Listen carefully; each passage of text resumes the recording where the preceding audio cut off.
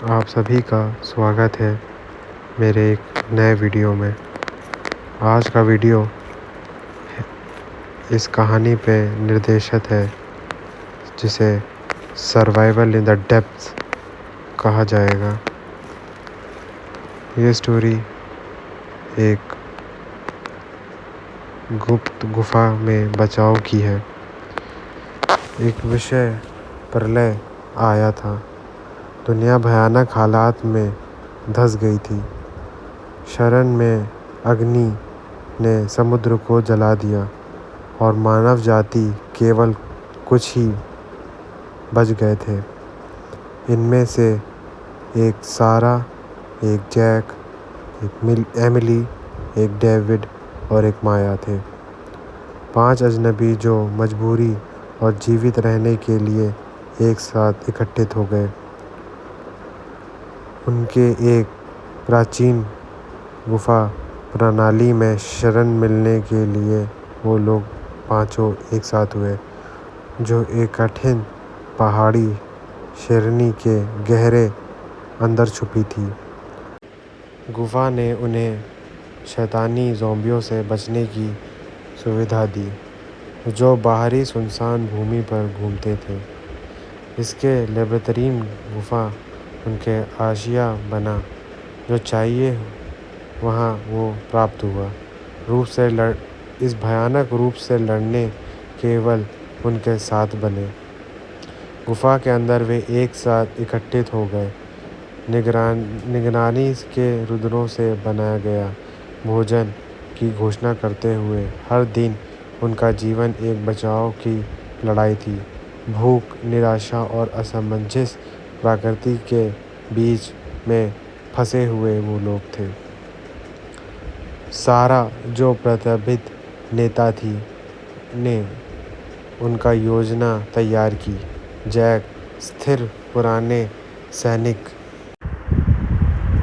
गुफा का मुख्य द्वार पर निगरानी में था, जो उनके आसपास के खतरे का अनुमान करने में निपुण था। एमिली उपयुक्त चिकित्सक थी, उन्हें चोटों सिकाई करने और उनके उमंग को आशा की कहानियों से जिंदा रखती थी। डेविड, व्यावसायिक अभियंता, ने उनका सुरक्षा को कच्ची बंदूकों और जाल बिछाकर मजबूत किया। माया, रहस्यमय भटकने वाली संकटमोचनी जंगलों में सृजित और संभव खतरों के लिए संचार करती रही।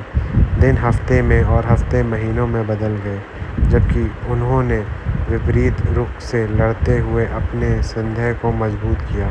फिर भी उनके मिलन के लिए एकत्रित और ये विषय रहा, क्या वे कहीं अपने लिए सुरक्षित स्थल पा सकते हैं उस भीड़ भारे झगड़े के बीच जो दुनिया को निषेध कर रहा था। एक ऐसा फेटफुल रात में, जब बड़े पहाड़ी में एक बहुत बड़ा तूफान चल रहा था, जो गुफा के चेम्बर्स में क्या आया था। बीच में एक कंपता चल रहा था, जब उनके बनाए रेडियो से एक दूसरे संचार आ रहा था, जो पहाड़ियों से दूर एक पूर्णकालिक बचाव के खबर थी। उनके थक गए हृदयों में उम्मीद झलकती रही। जब उन्होंने खबर को सुना, एक ईशान बचाव जिसमें अंधकार की दुनिया में एक रक्षा का प्रकाश, नया उत्साह के साथ वे तैयार हुए। दूसरे संघर्ष से युक्त अपने अभिलाषों को मार्ग में। जैसे ही वे गुफा के मुख पर खड़े हुए, तूफान जोर से आ रहा था। उन्होंने इस तूफान को नज़रअंदाज करके अपना रुख उस पहाड़ की तरफ किया। वो पांचों अब पहाड़ की तरफ बढ़ रहे थे। रास्ते में कई कठिनाई आई। एक दूसरे को हौसला देते हुए वो बढ़ते रहे, छुपते छुपाते इन अनजान शक्तियों से। इन ज़ॉम्बियों से बचते हुए वो लोग उस पहाड़ी तक पहुँचे, और उस पहाड़ी पे पहुँचते ही वो लोग अपने बचाव दल से संपर्क किया और जैसे तैसे वहाँ से निकल भागे।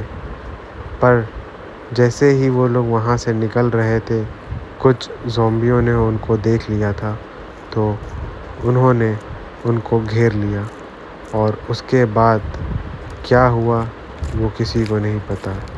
क्या वो ज़िंदा हैं या मर गए? इस भयानक कहानी में कुछ नहीं पता चला कि उन पांचों का क्या हुआ। ना वो हेलीकॉप्टर कभी मिल पाया और ना वो लोग कभी मिल पाए। क्या उन्हें ज़ॉम्बी खा गई या वो लोग बच के कहीं और भाग गए? ये बात अब किसी को नहीं पता है। अगर ये बात पता है तो सिर्फ उन पांचों को पता है, और जो बचाव दल आया था उनको बचाने के लिए। और ये बचाव दल आया कहाँ से, जब दुनिया में कोई नहीं बचा था, सब ज़ॉम्बी में बदल चुके थे। तो ये एक बचाव दल प्रकट कहाँ से हुआ जो उनको बचाने के लिए आया था? ये रहस्य उन लोगों के समझ में नहीं आया। क्या वो राक्षसों या ज़ॉम्बियों का कोई निर्देश था कि वो लोग उनके बहकावे में आ जाए, या फिर सच में कोई जीवित था उन लोगों को बचाने के लिए? और क्या ये सिग्नल सच था या गलत, ये भी नहीं पता।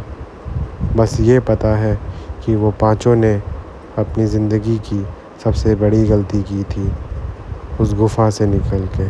अगर वो उस गुफ़ा में रह रहे होते तो शायद आज ज़िंदा होते, या अभी बच गए होते।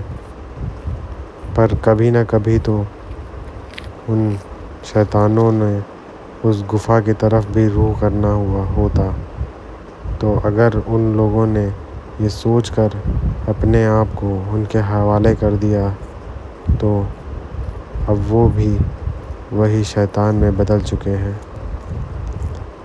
इस कहानी से हमें यही सीख मिलती है कि हमें अपने आप को हमेशा मज़बूत रखना चाहिए, और जो भी दिक्कतें आएँ उनको झेलने की हमें हिम्मत होनी चाहिए। अगर हमारे अंदर हिम्मत होगी तो हम आखिरी तक जीवित रह सकते हैं, और बिना हार माने हम लोग आगे बढ़ सकते हैं। पर जब हम लोगों ने अपनी हार स्वीकार कर ली और दूसरों के बहकावे में आके अपने आप को उनके ऊपर निर्धारित कर दिया, तो उसी समय से हमारा बुरा समय शुरू हो जाता है। तो इसीलिए हमें हमेशा अपने आप को ऊपर रख के और बाकी दूसरी चीज़ों को हटा कर रहना चाहिए।